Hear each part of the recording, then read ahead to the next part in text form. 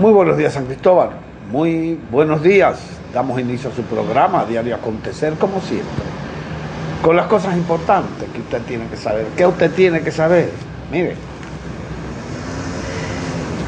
con este problema de estas aguas que se anunciaron, en donde en todo el país, ríos, arroyos y cañadas inundaron decenas de casas, hay que ponerle una corona a este gobierno por la prevención.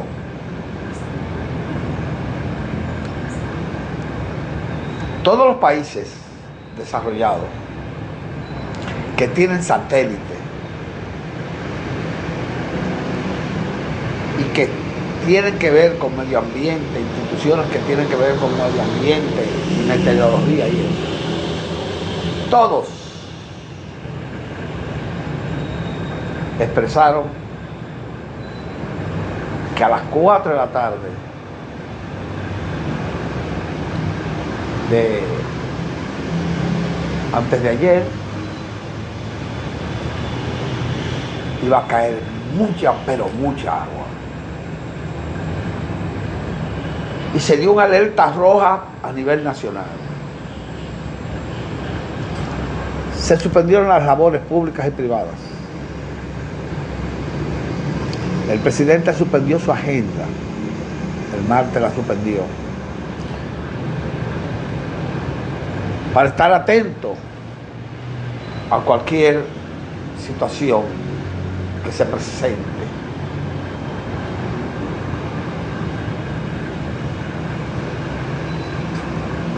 Y el gobierno hizo lo que tenía que hacer. Prevención.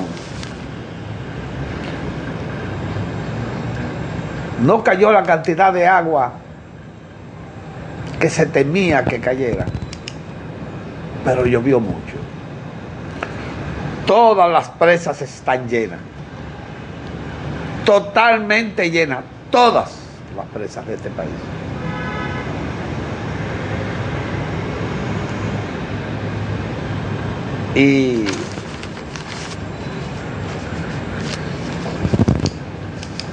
Y no sucedieron cosas mayores por la prevención. Yo estaba visitando una casa en un barrio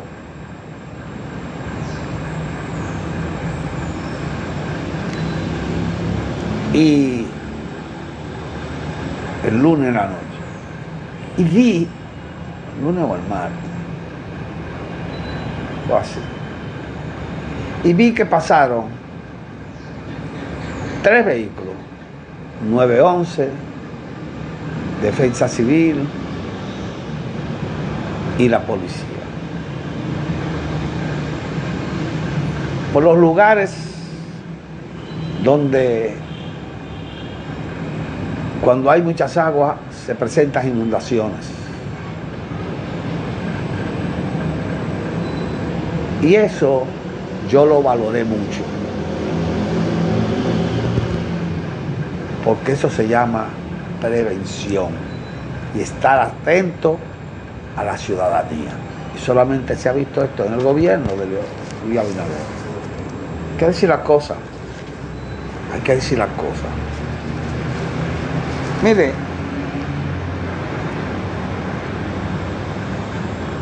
el Ministerio de Salud Pública dice que la población debe de extremar las medidas de higiene y hervir el agua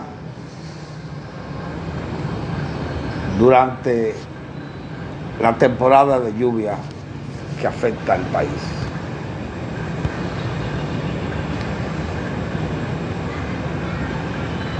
Son recomendaciones que tienen que ver con la prevención.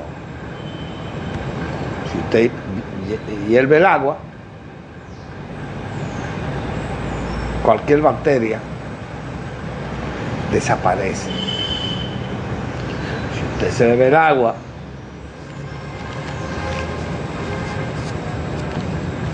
cruda, puede enfermarse. Entonces, hierva su agua. Hierva su agua. Y llévese de las recomendaciones que le da Salud Pública. En medio de estas aguas, en Palenque, en Sabana Grande de Palenque,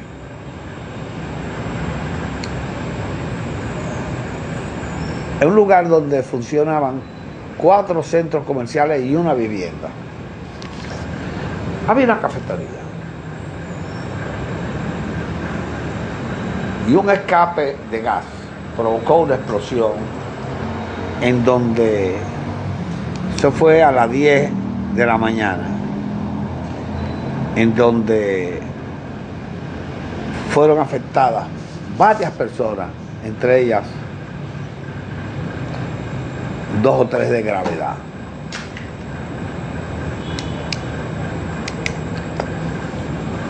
Cuando yo veo un motorista con un tanque de gas detrás, rebasando, haciéndole corte a los vehículos, un tanque de gas lleno, ¿Usted se da cuenta que está lleno? Por la forma que lo llevan a abrazar y lo tienen amarrado. Usted se da cuenta que está vacío, porque hay como un descuido.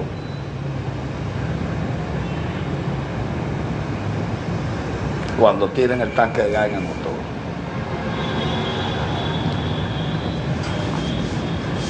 Y eso es uno de los peligros que hay en nuestras calles, en donde los organismos de prevención y de seguridad para la ciudadanía deben de buscarle una vuelta a eso. Porque si estos muchachos que cargan ese cilindro de gas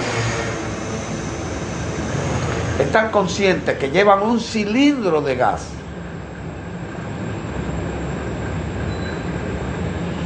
no hacen lo que hacen. Velocidad y corte a los vehículos.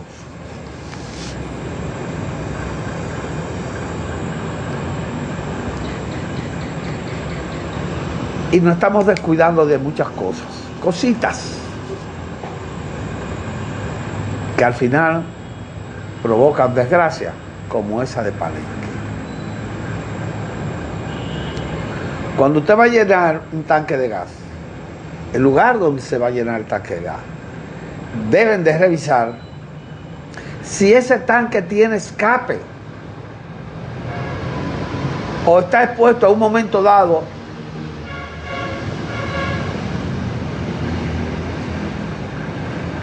tener un escape, porque eso ellos se dan cuenta. Yo lo he visto como hacen espuma con jabón, yo lo he visto chequeando los tanques esos.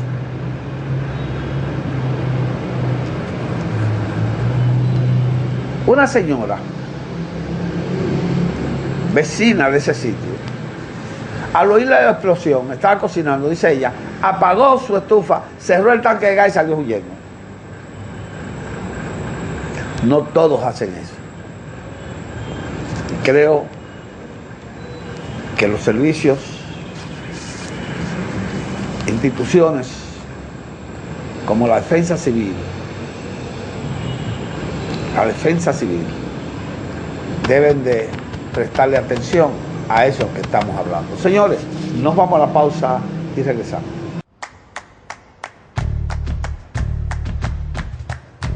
Felipe y Gaby dan fe del crecimiento de la construcción gracias a Banreservas. Lo mismo pueden decir Manolo, Conchita y toda la brigada por el apoyo que recibe la pelota del Banco de Todos los Dominicanos. Los Invencibles también son testigos de ese apoyo al arte y la cultura. Y ni hablar de todos los que se benefician del programa de pignoración de arroz, como don Héctor y su gente. Y el respaldo es tan real Que les cuente Jessica, quien realizó su sueño ecoturístico con la ayuda de Expo Fomenta Pymes Banreservas. Los sectores construcción, pymes, deporte, arte, cultura, turismo y agricultura saben que detrás de uno que avanza hay muchos más echando hacia adelante. Banreservas, el banco de todos los dominicanos. Ya abrió sus puertas la nueva y moderna planta de agua Castalia, brindándote ahora el innovador servicio de autoagua, donde podrás hacer tus compras desde la comodidad de tu vehículo y a la mayor velocidad. Nuestras instalaciones cuentan con equipos de última tecnología y un moderno laboratorio para el aseguramiento de la calidad. Estamos abiertos de lunes a viernes de 8 de la mañana hasta las 7 de la noche y sábados de 8 de la mañana a 6 de la tarde. Ven y disfruta de esta nueva experiencia que te ofrece Agua Castalia.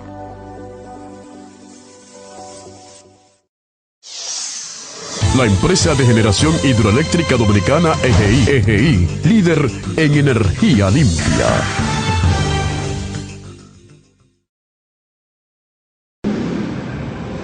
Señores, aquí estuvo el presidente Bernardo Arévalo,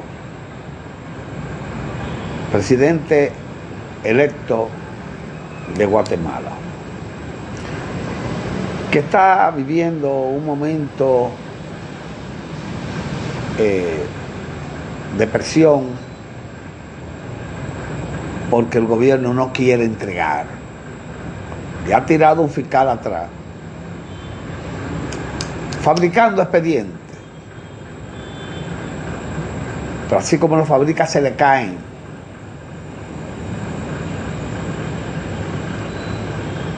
Porque hay un plan en Guatemala, un sector, que no quiere que Bernardo Arévalo llegue a la presidencia, pero ya fue electo con un 60% de la población.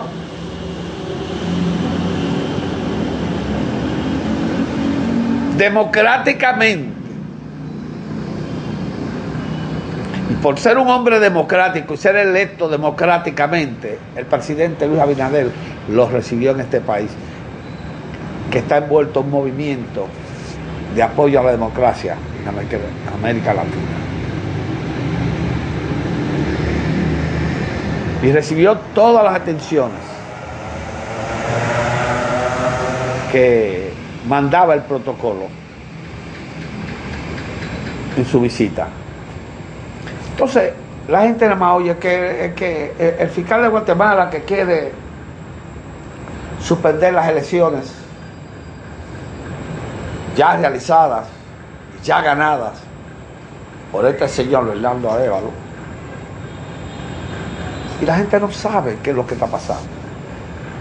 Y como muchos ciudadanos no están empapados de la realidad y no saben lo que está pasando en Guatemala, hemos querido pasar entre esta entrevista realizada por una periodista dominicana en un canal dominicano, canal amigo,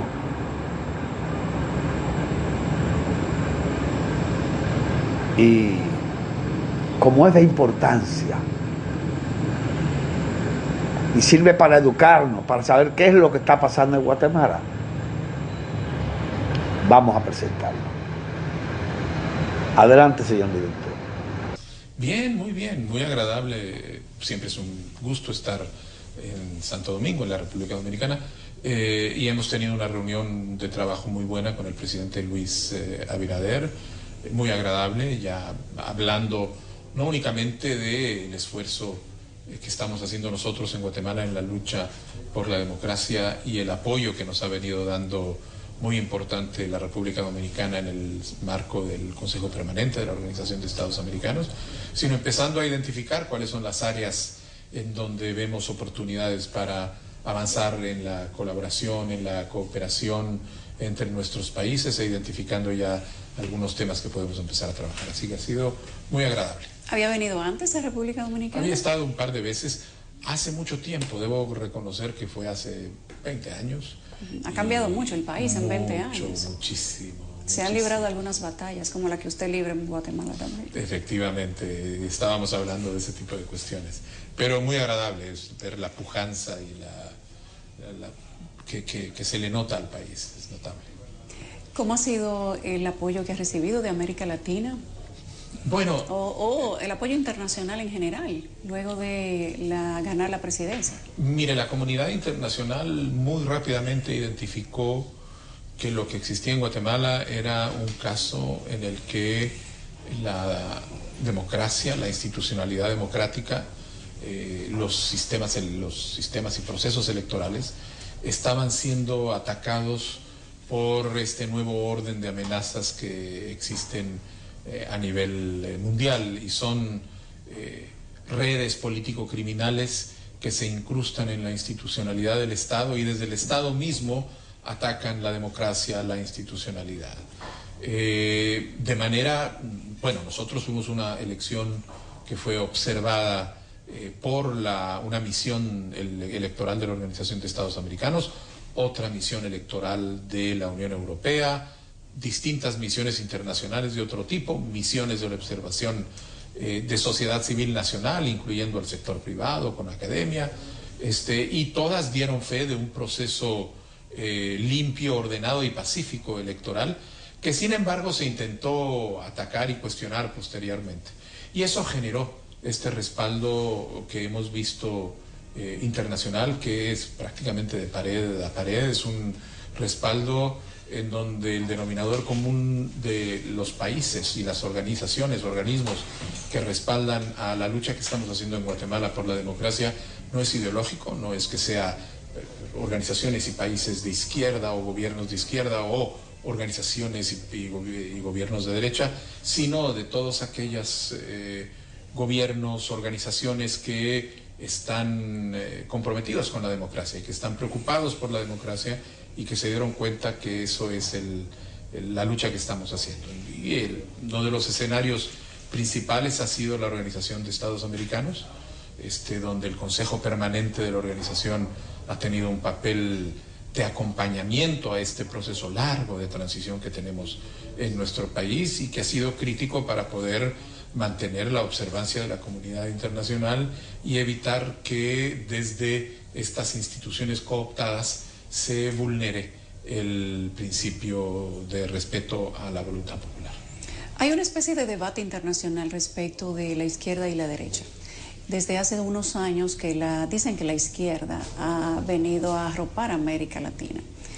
Guatemala está inmerso, como usted sabe, más que todos nosotros, en una especie de proceso de debate político permanente que ha radicalizado los discursos.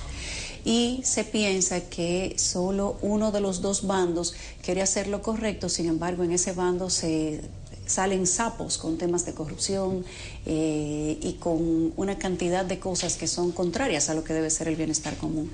Y cuando se trata de atacar al otro grupo o a la otra representación, se habla de que los dueños de propiedad las perderán, de que se va a expropiar a la gente que tiene dinero, de que la clase alta y media, que no es tan grande en Guatemala, pero que sí tiene una cuota de poder interesante, va a perder lo que tiene. Una especie de campaña de miedo en contra de un cambio que puede ser trascendental para Guatemala.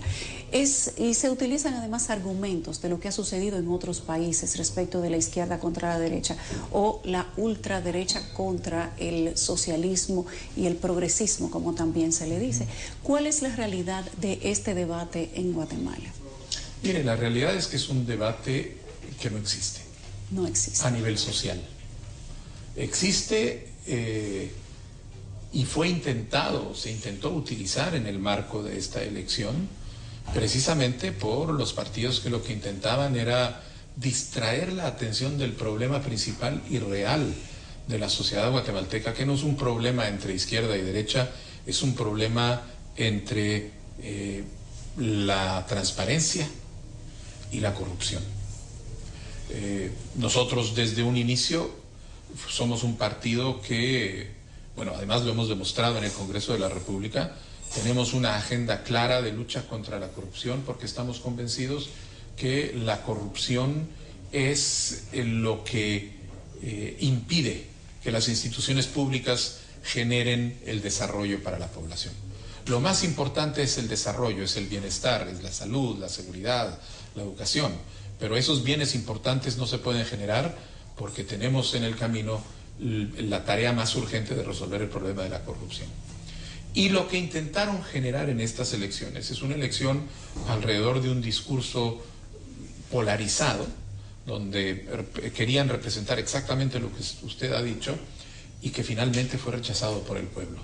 Porque la población en Guatemala, la sociedad, tiene muy claro que el problema no es un problema de izquierda o derecha o de un grupo ideológico intentando hacer esto, sino es la necesidad de rescatar las instituciones públicas del asfixiamiento que está generando unas redes político-criminales que están enquistadas en todas las instituciones del Estado, en el aparato de justicia, en el Congreso de la República, en el organismo ejecutivo. La mejor demostración fue que a pesar de que nuestra oposición corrió con una campaña polarizadora, pero feroz, estuve allá el día de las elecciones. Y feroz, inventando cualquier cosa con mentiras sin ningún fundamento, la población lo rechazó de manera contundente y por eso hemos tenido los resultados que hemos obtenido. De manera que el problema de la polarización no es un problema de las sociedades en América Latina, es el problema del discurso de muchos grupos políticos que lo que intentan hacer es ocultar detrás de este discurso ideológico intenciones que no son más que seguir en el pillaje de los recursos del Estado. A propósito de esto que usted dice respecto de qué hay detrás de un discurso de terror, de un discurso de miedo, de tratar de evitar que se den procesos democráticos que han sido completamente transparentes, según lo que dicen los organismos responsables de Guatemala, hay algunas resistencias y la comunidad internacional ha manifestado preocupación respecto de que se intente boicotear el ascenso suyo a la presidencia en Guatemala. ¿Cuál es la realidad? ¿Qué es lo que pasa? Bueno, este grupo del que le he dicho tiene cooptadas una serie de instituciones del Estado y una de las instituciones en donde se ha atrincherado es el Ministerio Público, la Fiscalía General de nuestro país. Y desde el Ministerio Público ha aprovechado y abusado de las atribuciones que tiene como conductor de la acusación pública para empezar a generar y fabricar mentiras, casos espurios, con un intento de tratar de alguna manera vulnerar el resultado electoral obtenido en las elecciones. Es lo que nosotros hemos llamado un golpe de Estado en cámara lenta.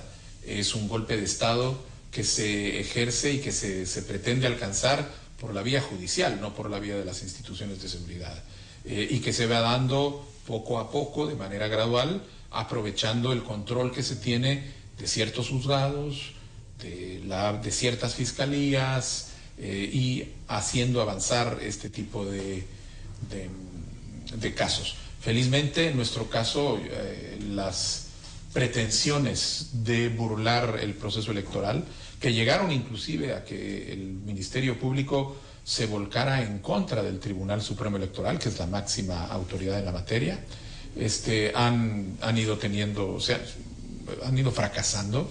La Corte de Constitucionalidad hace pocos días reiteró, mejor dicho, que no existía ninguna duda de quién tenía que asumir el poder el día 14 de enero y eran las personas que habían sido electas en las elecciones del 25 de junio y el 20 de agosto. El Tribunal Supremo Electoral salió con una declaratoria diciendo que las elecciones ya habían terminado, que el resultado era único, definitivo e inalterable, y que no había duda de quiénes tenían que asumir el poder, de manera que estos intentos que se están haciendo desde esa institucionalidad corrompida, se están enfrentando a la realidad de que no tienen ningún sustento y ninguna posibilidad. ¿Ha sentido usted, presidente Arévalo, miedo en algún momento? Tuve la oportunidad de estar en la semana de las elecciones en Guatemala, incluso el día de las elecciones, y vi que la situación parecía por momentos convulsa. y que parte de las cosas que se decían y que daban podían dar cierto temor o al menos generar situaciones de cuidado. Pero luego de eso usted ha tenido otros ataques, ha tenido ataques de fiscalía, se ha dicho hasta que lo van a llevar detenido, que no le van a permitir la presidencia de la manera que fuere. Cosas que desde este lado de la silla pues podrían generar preocupación. ¿Ha sentido usted algún tipo de miedo, temor? Mire, cuando uno se encuentra en medio de una persecución judicial como la que se ha ejercido en contra nuestra, o se ejerce contra el Tribunal Supremo Electoral, o contra otros actores que están protestando en contra de estas autoridades corruptas, pues evidentemente hay preocupación. Porque lo hace... Uno no sabe, es el Estado en contra tuyo. Es parte del Estado el que está asumiendo esta tarea, el que está asumiendo esta labor con las capacidades del Estado. Nosotros inclusive tenemos medidas cautelares porque una fiscalía, la Fiscalía de Lucha contra la Extorsión, identificó que existía y nos advirtió que había en una conversación entre dos grupos de bandas criminales que había aparentemente algún tipo de plan o de contrato para asesinarme. Y eso fue el día 20 de agosto, el día mismo de la segunda ronda de las elecciones. Nosotros más que preocuparnos, nos ocupamos. Nos hemos ocupado de mejorar la seguridad y seguimos trabajando. En parte porque lo que estamos sumamente conscientes es que la intención de quienes están manejando esta campaña de persecución política espuria es tratar de inducir temor, tratar de atemorizar a la gente, tratar de hacerlas caer en el miedo, porque el miedo paraliza, porque el miedo hace que la gente se repliegue, porque el miedo facilita y abre más espacios para estos grupos que son absolutamente minoritarios dentro de la sociedad, pero que dependen de que haya un grupo de gente, una mayoría de gente que decida que no va a actuar. En nuestro país, afortunadamente, hemos tenido una determinación muy clara de la gente, pero en primer lugar alrededor del ejercicio del voto, y posteriormente hemos tenido una defensa democrática ejercida. Los liderazgos de los pueblos indígenas han abierto brecha, como decimos nosotros, se han sumado otro tipo de liderazgos. Ahorita tenemos inclusive un marco de trabajo de defensa de la democracia, donde están los pueblos indígenas y los sectores empresariales, todos alrededor de este elemento común, y en donde lo que todos tenemos muy claro es que podemos preocuparnos porque sabemos que es poder real y que pueden tener consecuencias, pero no podemos dejarlos que nos intimiden. Falta poco tiempo para la toma de posesión de enero. Estamos terminando prácticamente el año 2023 y a veces, tal como usted lo ha identificado, como miedo a dejar el poder, miedo tal vez a consecuencias, puede hacer que en la medida que el tiempo se acorta para ese tiempo final, pues las creatividades contrarias se hagan un poco más visibles o se hagan todavía un poco más creativas. ¿Ha tomado usted y su equipo previsiones para estos últimos tiempos que le quedan a un gobierno de Guatemala que ha sido, digamos que cuando menos, ha sido permisivo para el tema de la violencia en contra del equipo electo? Nosotros estamos tomando las medidas para prevenir cualquier tipo de agresión o de atentado como el que aparentemente se estaba planificando. Y por otra parte, tenemos muy claro que uno de los objetivos de estos grupos político-criminales es tratar de provocar a la población para incurrir en actos de violencia, porque de esa manera pueden tratar de generar y escalar hechos de violencia, inclusive llegar a un estado de sitio. Pero la población lo tiene claro, el movimiento de resistencia es eminentemente pacífico, lo ha demostrado en momentos en que hubo hubo casos clarísimos de infiltración para tratar de provocar caos, inclusive hubo atentados contra grupos con un muerto, y sin embargo ha habido una claridad alrededor de la necesidad de que esto tiene que continuar como una protesta pacífica. Así que Sabemos que se van a poner, como usted dice, creativos de aquí hasta el mes de enero. Sabemos que además es gente que no tiene escrúpulos, los hemos visto actuar. Quien se roba el dinero de las vacunas y deja que la gente se muera por falta de acceso a medicinas es gente sin escrúpulos. Con ellos estamos tratando, pero sabemos que vamos a llegar al 14. ¿Cuáles son los planes suyos ya como presidente, fuera de la toma de posesión, o ya presidente que tome posesión de Guatemala? Un país que tiene muchos desafíos, muchas oportunidades también, un país hermoso de gente buena. Tengo una familia extendida en Guatemala, entonces ellos dicen que es Guatelinda, no Guatemala. Entonces, es un país que viene de una historia de corrupción, de saqueos, de temas políticos muy fuertes, de una intervención de la CICIG que se creía que iba a ser muy bueno y terminó quizás no dando los resultados que se deseaban. Pero lo cierto es que sí se necesita una intervención de transparencia en Guatemala para que haya un poco más de confianza, incluso del sector privado, para que aumente la inversión, para que crezca el Producto Interno Bruto. ¿Cuáles son los planes de inicio del presidente Arévalo? Nosotros hemos sido muy claros en indicar que tenemos que hacer un esfuerzo para asumir esta nueva etapa en unión. Una unidad que encuentre a todos los sectores que estamos en contra de la corrupción y que estamos claros de que es necesario cerrar esa puerta, y es una unidad en donde los únicos que no caben son los corruptos, los autoritarios y los violentos. Y en esa fórmula de unidad empezar a generar marcos para una gobernabilidad que nos permita avanzar en precisamente darle respuesta a ese cúmulo de desafíos que usted señala. Sabemos que el primero y muy importante es la lucha por la transparencia y contra la corrupción, porque es donde nosotros vamos a tener que demostrarle a la población de que estábamos siendo auténticos y genuinos cuando ellos confiaron su voto en nosotros. No es fácil eso. Que va a ser, es decir, ser transparente es fácil cuando uno tiene la voluntad. Hacerlo en el marco de un Estado que está penetrado por la corrupción, como lo que ha sucedido ahora, va a costar. Pero nosotros, la gente, sabemos que el pueblo en Guatemala está consciente de la situación y entonces que va a poder ver la determinación de nosotros de avanzar en ese lado.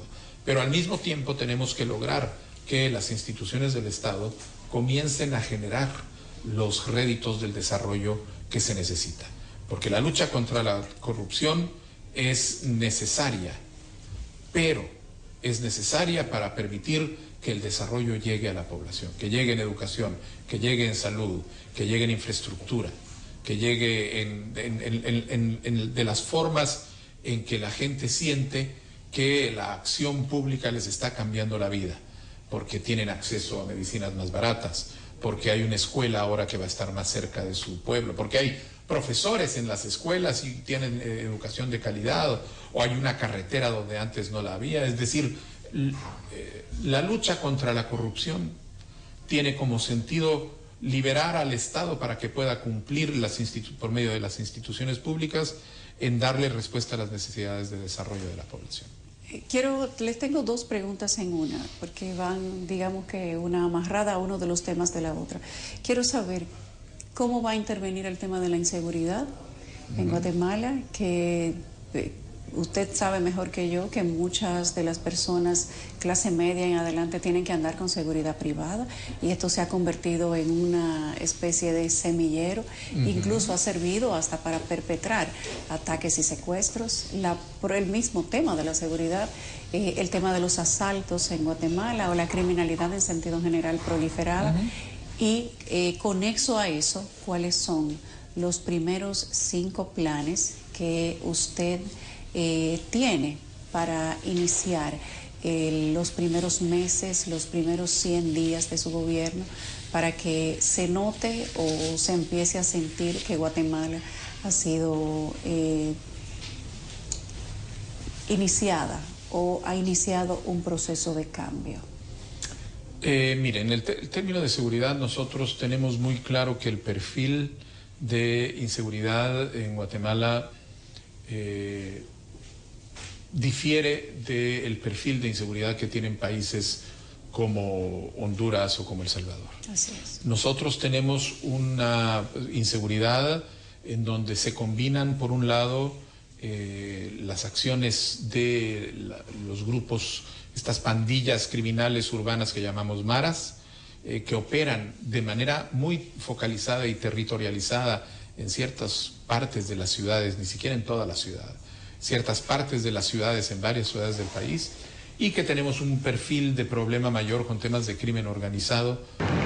Señores, nos vamos a la pausa y continuamos con la entrevista al presidente electo de Guatemala, Bernardo Arévalo.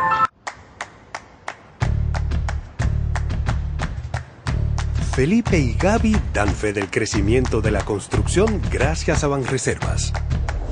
Lo mismo pueden decir Manolo, Conchita y toda la brigada por el apoyo que recibe la pelota del Banco de Todos los Dominicanos. Los Invencibles también son testigos de ese apoyo al arte y la cultura. Y ni hablar de todos los que se benefician del programa de pignoración de arroz, como don Héctor y su gente. Y el respaldo es tan real que les cuente Jessica, quien realizó su sueño ecoturístico con la ayuda de Expo Fomenta Pymes Banreservas. Los sectores construcción, pymes, deporte, arte, cultura, turismo y agricultura saben que detrás de uno que avanza hay muchos más echando hacia adelante. Banreservas, el banco de todos los dominicanos. Ya abrió sus puertas la nueva y moderna planta de agua Castalia, brindándote ahora el innovador servicio de autoagua, donde podrás hacer tus compras desde la comodidad de tu vehículo y a la mayor velocidad. Nuestras instalaciones cuentan con equipos de última tecnología y un moderno laboratorio para el aseguramiento de la calidad. Estamos abiertos de lunes a viernes de 8 de la mañana hasta las 7 de la noche y sábados de 8 de la mañana a 6 de la tarde. Ven y disfruta de esta nueva experiencia que te ofrece Agua Castalia.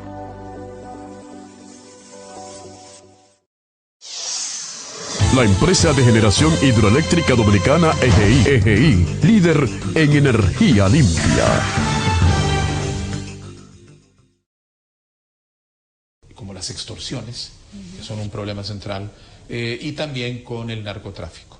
De manera que sabemos que la estrategia de seguridad nuestra tiene que ir orientada para dar respuesta a problemas que son diferentes y que tiene que hacerlo por medios que estén acorde al modus operandi de cada uno de estos factores. Nosotros, en resumen, lo decimos, nosotros tenemos que asegurar que en primer lugar retomamos el control de las calles, del espacio físico de la ciudad, y en general del territorio. Se ha perdido el control de barrios. Hay barrios donde ya la Policía Nacional Civil no se atreve a ingresar. Entrar, sí. Hay partes del país que están en manos de bandas de narcotraficantes, en las zonas fronterizas, en donde las fuerzas de seguridad tampoco penetran. Tenemos que recuperar la presencia territorial, el control territorial, y para eso necesitamos tener presencia y capacidades. Eso quiere decir una Policía Nacional más fortalecida, reforzada en número. Nosotros vamos a desplegar 12,000 nuevos elementos de policía en los 4 años. Estamos destinando recursos para el equipamiento y la tecnificación de la Policía Nacional Civil, y por el otro lado estamos trabajando con el Ejército en el desarrollo de un despliegue que permita que Policía Nacional Civil y Ejército controlen mucho mejor todas las zonas fronterizas. Tenemos además que hacer una recuperación de las cárceles. El Estado efectivamente perdió control de las cárceles y en este momento las cárceles son universidades del crimen. Son los lugares desde donde se sacan las llamadas de las call centers para las extorsiones. Aquí también, no se sienta mal. Aquí es igualito. Bueno, entonces esa recuperación del control es fundamental y eso requiere profesionalizar el servicio penitenciario, requiere la construcción de nuevas cárceles, porque tenemos un problema de hacinamiento promedio del 300%, pero hay una cárcel, solo para darle un ejemplo, que tiene un hacinamiento del 1000%. Entonces, es decir, se necesita para solo esa área de recuperar control de las cárceles, se necesita una serie de acciones que tienen que ser interpuestas para poder lograr ese efecto de que las bandas que hoy controlan la disciplina interna y logran mantener sus operaciones desde adentro de la cárcel, ya no puedan hacerlo más. Y el tercer elemento es empezar a trabajar en la capacidad de prevención del crimen mediante el fortalecimiento tanto de estrategias de recuperación de espacios con trabajo comunitario, con policías de contacto, como con la construcción y el reforzamiento de las capacidades de inteligencia policial y de inteligencia criminal para poder adelantarse, prever, penetrar las redes criminales y no tener que estar limitados a la capacidad reactiva, que es lo que sucede en ese momento. Eso es lo que tenemos programado para poner en su lugar en estos 4 años. ¿Hay algún plan para elevar el turismo de Guatemala? Un país hermoso que tiene muchos recursos, muchos volcanes, la ciudad antigua, el centro de Guatemala, que bueno, no hay manera de no ir a Guatemala y no sentir que uno como que deja algo del corazón en ese país. ¿Hay algún plan macro para hablar de turismo en Guatemala? Sí, de hecho el turismo para nosotros es una de las industrias estratégicas, le llamamos. Es decir, son industrias en donde el Estado tiene que colaborar con los actores privados para lograr generar las condiciones que permitan el desarrollo sostenido y claro de esos sectores. En el caso del turismo estamos en conversaciones con la Cámara de Turismo, que agrupa al sector privado que trabaja en el sector, para en conjunto empezar a identificar medidas muy concretas, que lo que sucede es que muchas veces son medidas también de desarrollo. Hemos hablado y nos dicen que necesitan seguridad, porque necesitan asegurar que el turismo pueda deambular por el país sin tener temor a que vaya a ser asaltado o su seguridad sea puesta en riesgo, que además necesitan que haya carreteras, sí, porque necesitan trasladarse, sí. Y necesitan educación, porque necesitan que se forme a las personas que la industria necesita. Además de eso, podemos colaborar con ellos alrededor de campañas en el exterior, pero lo que están pidiendo, y es muy interesante, es que el Estado asuma las tareas de desarrollo que le corresponde, porque esas son las condiciones que va a hacer que el país sea más atractivo para el turismo. Cuando hablamos de que Guatemala necesita elevar el Producto Interno Bruto, entraríamos tal vez en un tema complejo, porque no hay manera desde República Dominicana de elevar el PIB si no se aumentan los impuestos, si no se graban otros productos. Aquí hablar de eso es como ensayar para una bomba atómica, presidente Arévalo. Cada vez que en República Dominicana se habla de eso, y se hace cada inicio de periodo de gobierno, algunos lo intentan, no lo logran, otros lo logran sin intentarlo mucho.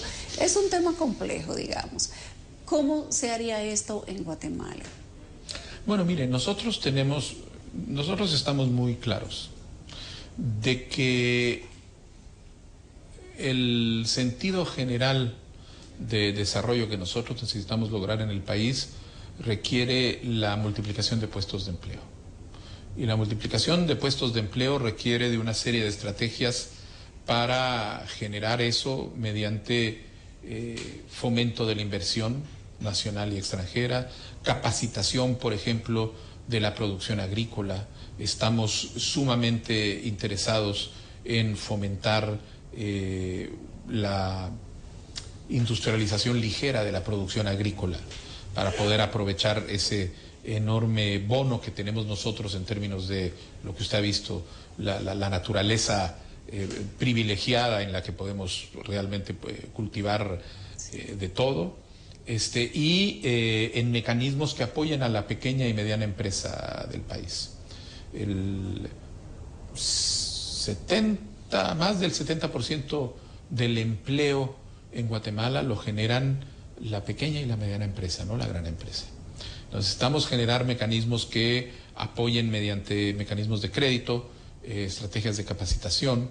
Tenemos un fondo de crédito para la pequeña y la mediana empresa, Esperamos además que de este crédito 2/3 partes vayan a solicitantes que sean mujeres, porque sabemos que la mejor inversión en el desarrollo es la mujer en términos del rédito que entrega en general a la sociedad. Tenemos un fondo de modernización productiva para incentivar a la pequeña y mediana industria a escalar sus procesos de producción y que de esta manera puedan pues, multiplicar sus esfuerzos. Y estamos haciendo apuestas de inversión en infraestructura en zonas del país que en este momento están desatendidas de la inversión pública, en donde hay una concentración enorme de pobreza, de desnutrición, de pobreza extrema, porque están desconectados del país y porque nadie ha dirigido inversión pública. Nosotros estamos con la intención de hacerlo mediante intervenciones no escalonadas, sino en capas, en donde vamos a hacer intervenir programa para construcción de carreteras en áreas rurales, con programas de capacitación en agricultura, con microcréditos, con programas de desarrollo de la asociatividad, cooperativa, etcétera, para generar una serie de intervenciones que logren que esa población, que hoy es fundamentalmente población que está en economía de subsistencia, logre hacer pequeño productor agrícola, muchas veces integrado, y que de esa manera se vaya generando mucho más, se incentive la economía a nivel local. Este sería, digamos que el plan de intervención rural. Guatemala tiene mucho terreno inclusive que no está ocupado. Tiene una participación indígena que es muy importante. Y como usted decía hace un momento, necesita que resurja el campo, poner a parir el campo, a producir. Esto que usted está diciendo sería quizás una parte transversal para el desarrollo de toda la zona rural de Guatemala. Nosotros queremos focalizar este proyecto en las 3 zonas más abandonadas del país, donde está concentrada la pobreza, que es el altiplano occidental, la zona de las Verapaces, los departamentos de Alta y Baja Verapaz, y la zona del corredor seco o trópico seco, que son las zonas que han tenido estas características de abandono y marginación. Es ahí donde queremos poner este esfuerzo, porque creemos que si logramos desatar el desarrollo de estas regiones, el impacto en la situación general del país va a ser muy notable. Hablemos de la corrupción y de cómo un país que lleva muchos años hablando de combatir la corrupción, pero en la medida que dice que lo combate se hace más profunda la corrupción que recibe, y eso lo evidencian informes de organismos internacionales, no lo decimos nosotros. ¿Cómo va a trabajar usted, presidente Arévalo, para combatir la corrupción? Porque es difícil gobernar un país con buenas intenciones, con un buen equipo, si se tiene a la corrupción de por medio. Bueno, el primer elemento para la lucha contra la corrupción es tener la voluntad de luchar contra la corrupción. El problema que hemos tenido en Guatemala en épocas anteriores es que mucha gente ha hablado de la lucha contra la corrupción simplemente como un discurso político, cuando muchas veces llegan al poder y hacen precisamente un ejercicio corrupto del poder. Lo que combatían desde la oposición. Es que tampoco es que desde la oposición estuvieran necesariamente teniendo una vida transparente, sino sencillamente se convirtió en un discurso que era necesario tener, aunque la práctica personal fuera totalmente contraria. En Guatemala hay que ver las últimas elecciones para ver a actores que son famosos por sus actos de corrupción hablando de la necesidad de luchar contra la corrupción.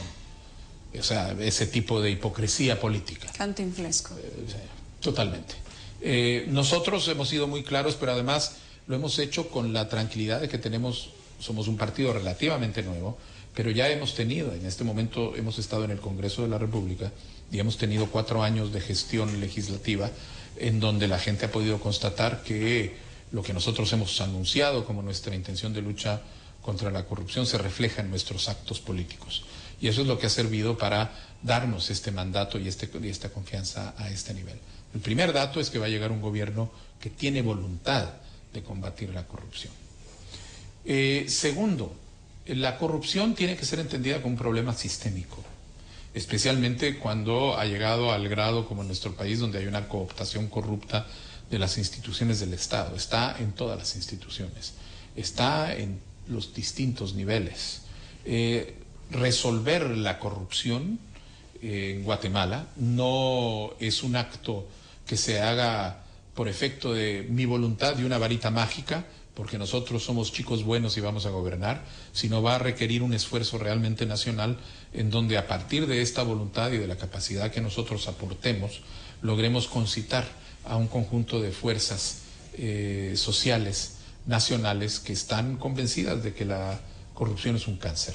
Y esa es la gente que ha votado por nosotros, que nos dio esta victoria tan contundente y que se ha volcado a las calles en esta resistencia pacífica a el golpe de Estado, a la persecución jurídica que están intentando hacer en este momento, y que va a ser una tarea que vamos a ir haciendo gradualmente, pero sistémicamente, que va a tener distintos momentos e hitos para poder ir pasando de lo que nosotros podemos hacer en el Poder Ejecutivo, que es donde hemos sido electos, para pasar gradualmente a los otros poderes del Estado, al poder legislativo, al poder judicial, etcétera. Y eso es una tarea que se puede hacer únicamente si existe una convergencia de fuerzas políticas y sociales trabajando para eso. Nuestra tarea es articular esa fuerza.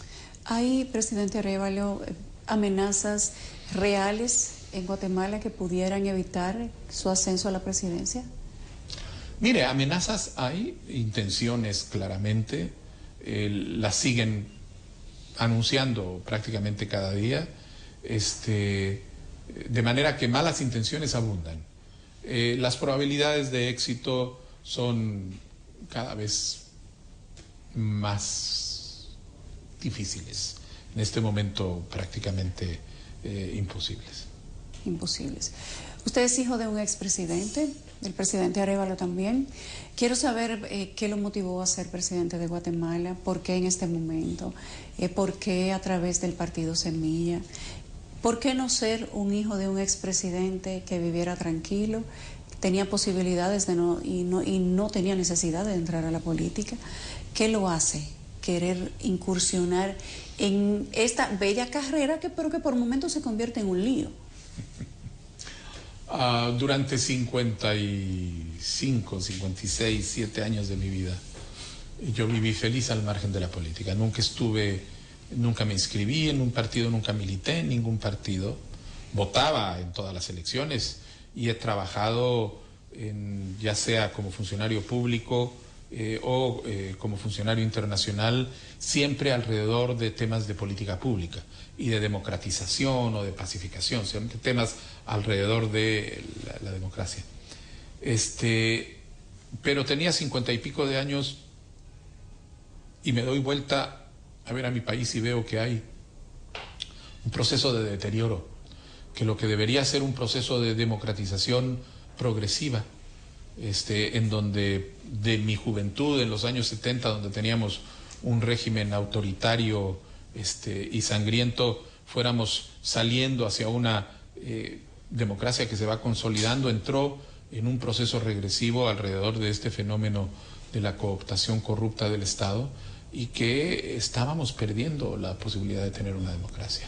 Eso nos motivó a algunos de nosotros a crear un partido político, este partido que se llama Movimiento Semilla, para crear un polo desde el cual nosotros lográramos atraer a guatemaltecos y guatemaltecas que, así como nosotros, siempre habían vivido fuera del ejercicio de la política, pero que estaban preocupados por el futuro del país y que necesitaban un espacio que no tuviera la sospecha de ser el espacio corrupto y cooptado que brindaban la mayoría de los otros partidos.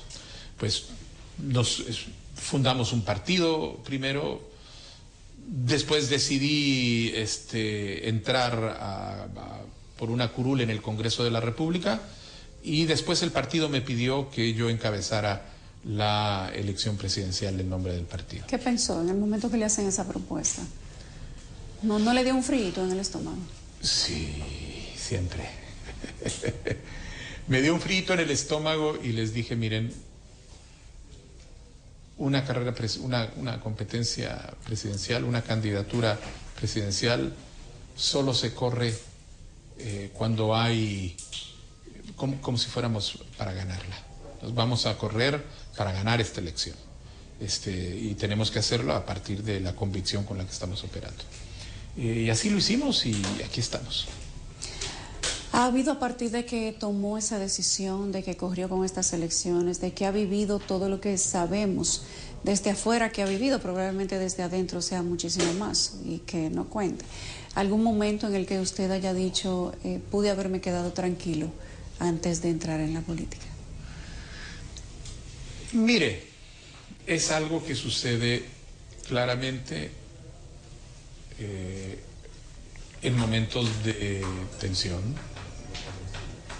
pero cuando uno ve y habla con la gente, con la juventud que nos apoyó tanto, que nos sigue apoyando, con la población que salió a la calle a votar por nosotros, a celebrar con nosotros el triunfo, que nos dice que están ilusionados porque por primera vez tienen una esperanza de que las cosas puedan cambiar, uno se da cuenta de que ese frío y ese temor no tiene sentido en el momento en el que uno asume una responsabilidad de ese calibre. Quiero escuchar su mensaje días antes, solo días antes de juramentarse como presidente de la República de Guatemala, para los guatemaltecos que le ven a solo unos días y piensan en Arévalo está la esperanza de una nueva Guatemala. En Arévalo está la esperanza de una nueva Guatemala, sí y solo sí. El conjunto de los guatemaltecos decentes nos movilizamos para trabajar por este país. Necesitamos un trabajo de equipo, necesitamos realmente reunir voluntades, necesitamos saber unificarnos a pesar de nuestras diferencias de todo tipo, para poder realmente trabajar en conjunto. El futuro de el presente de nuestra gente lo merece, el futuro de nuestra juventud lo merece. Y los guatemaltecos somos capaces de hacerlo si entendemos de la historia que tenemos que trabajar unidos y darle la espalda a ese pasado de corrupción que nos ha acompañado durante mucho tiempo. Que nos ha aplastado en el marco de los últimos 20 años. 20 años. Es una lucha fuerte la que le espera. Sí, pero es revertir la lucha que 20 años. ¿Cuántos a años nosotros nos toca, va a necesitar? A nosotros nos toca ser sencillamente el cimiento. Nosotros somos la semilla.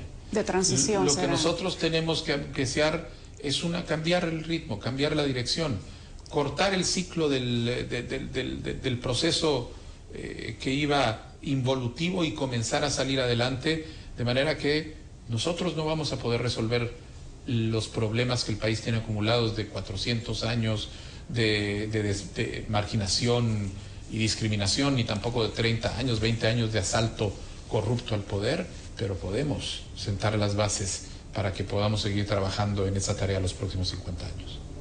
Eso es lo que vamos a hacer. Señores, no hay tiempo para más. Buenos días. Nos vemos.